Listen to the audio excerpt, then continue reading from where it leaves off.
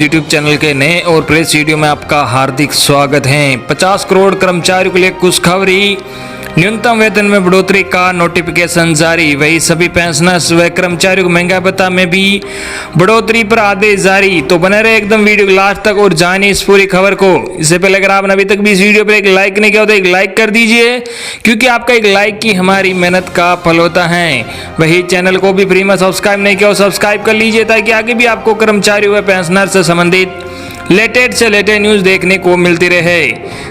जी हाँ, इन खबरों को जानने से पहले भारत चीन के बीच विवाद को लेकर सभी देशवासियों के लिए बड़ी खबर है, जो आप सभी को जानना बहुत ही जरूरी है। भारत चीन के बीच तकरार जारी, हॉट स्प्रिंग से चीन ने नहीं हटाए सैनिक, भारतीय जवान भी डटे। जी हाँ, आपको बता दें कि ताजा खबर यह है कि लद्दाख के एक इलाके में दोनों देशों के बीच गतिरोध बना हुआ है। हॉट स्प्रिंग एरिया से चीन ने अपने सैनिक नहीं हटाए हैं, जवाब में भारत के सैनिक भी वहां तैनात हैं। चीन की नीयत भी उसके सामान की तरह कमजोर है। न चीन के सामान पर भरोसा किया जा सकता है और न ही उसके वादे पर। ताजा खबर यह है कि लद्दाख के एक इलाके में दोनों देशों के बीच गतिरोध बना हुआ है। हॉट स्प्रिंग एरिया से चीन ने अपने सैनिक नहीं हटाए हैं, जवाब में भारत के सैनिक भी वहां तैनात हैं। दोनों देशों के 50-50 सैनिक हॉट स्प्रिंग एरिया में मौजूद हैं। हालांकि सूत्रों के हवाले से खबर है कि भारत और चीन के बीच ये सहमति बन गई है कि वो अपने सैनिकों को लद्दाख के दूसरे इलाकों से धीरे धीरे पीछे हटा लेंगे, लेकिन दोनों देशों के बीच आपसी विश्वास में कमी है। हॉट स्प्रिंग एरिया इसका एक उदाहरण है, जहां दोनों देशों की सेनाएं अभी तैनात हैं। भारत एलएसी पर पूरी तरह मुस्तैद, भारत एलएसी पूरी तरह मुस्तैद हैं। चीन से तनाव के बीच भारतीय वायुसेना की शक्ति में और ज्यादा बढ़ोतरी हो गई है। अमेरिकी कंपनी बोइंग ने भारत को सभी अपाचे और चिनूक हेलीकॉप्टर की डिलीवरी कर दी है। भारत ने वायुसेना के लिए सितंबर 2015 में 22 अपाचे और 15 चिनूक हेलीकॉप्टर्स की डील की थी। अब समुद्र में डूबेगा चीन का अहंकार। जी हाँ, चीन पर्वत पर पिटा और अब समुद्र में उसका अहंकार डूबेगा। समुद्र में भी चीन पर अंकुश लगाने की तैयारी भारत ने कर ली है। इसमें दुनिया की 3 बड़ी नौसेनाएं भारत के साथ है, यानी हिंद महासागर से अरब सागर तक चीन की दादागिरी खत्म हो जाएगी। मलाबार में भारत समेत 4 देशों का नौसैनिक युद्धाभ्यास होगा। अमेरिका और जापान की नौसेना युद्धाभ्यास में शामिल होगी। ऑस्ट्रेलिया भी नौसैनिक युद्धाभ्यास में शामिल हो सकता है। युद्धाभ्यास में शामिल 4 देशों की चीन के साथ तनातनी है। अगली बड़ी खबर, पेंशनर्स की प्री 2016 के फिक्सेशन के लिए बढ़ाए आवेदन की अंतिम तिथि।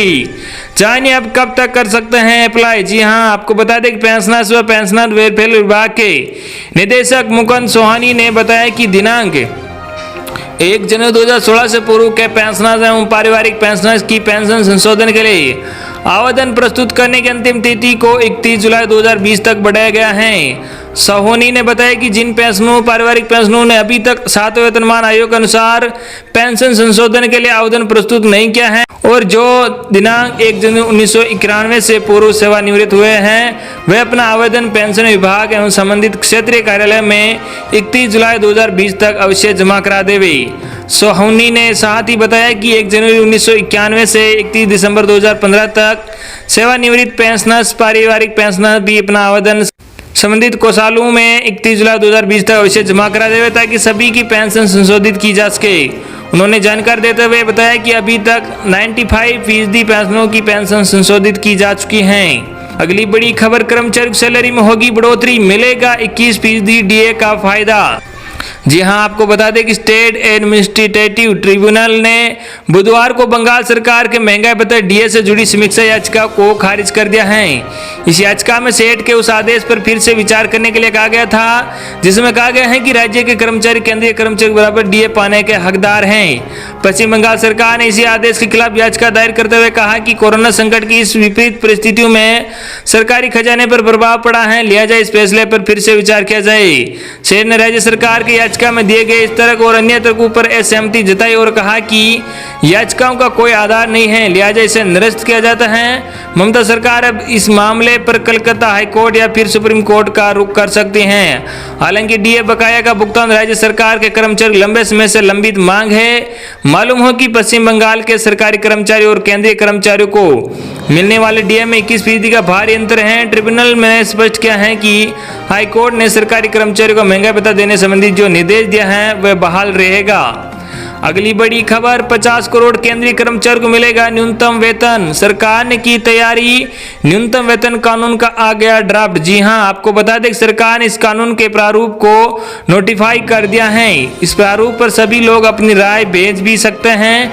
श्रम कानूनों में बदलाव को लेकर सरकार के खिलाफ बनती धारणा और राजनीतिक हमलों को देखते हुए अब केंद्र सरकार ने कामगारों के न्यूनतम वेतन तय करने के लिए ज्यादा प्रभावी कानून लाने की तैयारी शुरू की है। सरकार ने draft code on wage central rules के लिए गजेटेड नोटिफिकेशन जारी कर दिया है। इससे देश भर के 50 करोड़ कर्मचारी श्रमिकों को फायदा हो सकता है। सरकार ने मंगलवार को ही यह गजेटेड नोटिफिकेशन जारी किया है और इसमें सभी पक्षों की राय मांगी गई है, जिसके बाद अंतिम नियम कानून तैयार किए जाएंगे। गौरतलब है कि संसद में 1 साल पहले ही कोड ऑन वेजेज बिल पारित हो चुका है। सरकार का दावा है कि इनमें से न केवल लोगों की जीविका बल्कि उनके बेहतर जीवन का ध्यान रखा गया है। प्रारूप के मुताबिक न्यूनतम वेतन तय करने का अधिकार केंद्र और राज्य सरकारों के पास होगा। श्रम सुधारों के तहत सरकार ने 4 लेबर कोड प्रस्तावित किया है, जिनमें से पहला न्यूनतम वेतन का अधिकारी है। कोरोना संकट के बीच हाल में कई राज्य सरकारों ने श्रम कानूनों को इंडस्ट्री के पक्ष में लचीला बना दिया है, जिसकी वजह से ट्रेड यूनियन उनकी आलोचना कर रहे हैं और केंद्र सरकार की छवि पर भी असर पड़ा है। क्या है इस प्रारूप में? पहले के विपरीत इस ड्राफ्ट में एक बड़ा बदलाव यह है कि नियोक्ताओं को हर कर्मचारी को सैलरी स्लिप देना होगा, चाहे वह फिजिकल हो या इलेक्ट्रॉनिक रूप में।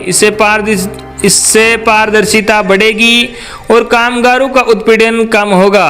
सरकार द्वारा जारी अधिसूचना के मुताबिक इसमें 123 तरह के पेशे को शामिल किया गया है। एक कुशल श्रेणी में लोडर या अनलोडर, लकड़ी काटने वाले, office boy, cleaner, gateman, sweeper, attendant, बेलदार आदि शामिल हैं। अर्ध कुशल कर्मचारियों में 127 पेशे शामिल हैं, जिनमें रसोइया, बटलर, खलासी, धोबी, जमादार आदि शामिल हैं। कुशल श्रेणी में 320 तरह के पेशे शामिल हैं, जिनमें Munshi, typist, book keeper, librarian, Hindi अनुवादक, डेटा एंट्री ऑपरेटर आदि शामिल हैं। इसके बाद उच्च कुशल कर्मचारियों की भी एक श्रेणी है, जिसमें armed, security guard, head mechanics, compounder, स्वर्णकार आदि शामिल हैं।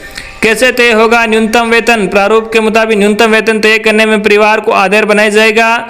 ऐसा माना गया है कि एक स्टैंडर्ड वर्किंग क्लास परिवार में अगर कर्मचारी के अलावा उनकी पत्नी और 2 बच्चे हो तो ये मिलकर कम से कम 3 वयस्क लोगों के बराबर भोजन करेंगे और प्रति व्यक्ति को कम से कम 2700 कैलोरी प्रतिदिन मिलना चाहिए। इसी तरह इस परिवार को हर साल करीब 66 मीटर कपड़े की जरूरत होगी। उसके कमरे का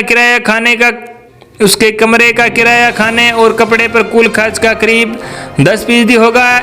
उसका ईंधन पर खर्च, बिजली बिल और अन्य खर्चे न्यूनतम वेतन के करीब 20% हो सकते हैं। इनके अलावा बच्चों की पढ़ाई, चिकित्सा जरूरतों, मनोरंजन, आकस्मिक खर्चों आदि का भी ध्यान रखा जाएगा। सिर्फ 8 घंटे का होगा काम। जी हां, आपको बता दें इस नए प्रारूप में कहा गया है कि सामान्य कामकाजी दिन में किसी कर्मचारी को सिर्फ 8 घंटे काम करने होंगे। उसे 1 या उससे ज्यादा बार ब्रेक भी मिलेगा। ये कुल मिलाकर 1 घंटे का होगा। इस तरह हफ्ते में 1 दिन साप्ताहिक अवकाश होगा। गौरतलब है कि कई राज्य सरकार ने कोरोना संकट के बीच काम के घंटे बढ़ाकर 12 कर दिए हैं, जिसकी काफी आलोचना भी हो रही। अगली बड़ी खबर, अच्छी खबर, इस साल भी बढ़ेगी सैलरी। कंपनी ने शुरू किया इंक्रीमेंट प्रोसेस। जी हां, कोरोना वायरस महामारी और लॉकडाउन की वजह से हर नौकरी पेशा इंसान को यह लग रहा है कि इस साल पुरानी सैलरी पर ही काम करना पड़ेगा। लगभग 4 महीने तक सब कुछ ठप रहने और कारोबार नहीं होने की वजह से यह आशंका भी जताई जा रही थी कि सैलरी का बढ़ना नामुमकिन है। लेकिन इस बीच एक अच्छी खबर आई है, इस साल भी कर्मचारियों की तनख्वाह बढ़ रही है। कई नामी कंपनियों ने अप्रेजल प्रोसेस शुरू कर दिया है। बैंकों ने की शुरुआत। जी हां, देश के तमाम निजी बैंक जैसे ICICI बैंक, HDFC बैंक और एक्सिस बैंक ने अपने कर्मचारियों को इंक्रीमेंट देने की घोषणा की है। इन तमाम बैंकों ने अपने अधिकारियों और कर्मचारियों को इस साल लॉकडाउन और कम बिजनेस के बावजूद इंक्रीमेंट देने की घोषणा की है। देश के सबसे बड़े निजी बैंक आईसीआईसीआई बैंक ने अपने कर्मचारियों और अधिकारियों को 8% इंक्रीमेंट देने की घोषणा की है। ऑटो सेक्टर में भी बढ़ेगी सैलरी। पिछली तिमाही में सबसे ज्यादा नुकसान कार निर्माता कंपनियों को ही हुआ है। इसके बावजूद इन ऑटो कंपनियों ने अपने कर्मचारियों को मनोबल बढ़ाने के लिए सैलरी बढ़ाने का फैसला किया है। प्राप्त जानकारी के मुताबिक मारुति सुजुकी अगस्त महीने में अपने कर्मचारियों और अधिकारियों की सैलरी में इजाफा करेगी। हालांकि इस साल मंदी को देखते हुए सैलरी बढ़ोतरी पिछले साल के मुकाबले कम ही होगी। दूसरी तरफ हाल ही में बाजार में आई कंपनी किया मोटर्स और जीएम मोटर्स ने पहले ही अपने कर्मचारी सैलरी बढ़ाने का काम कर दिया है।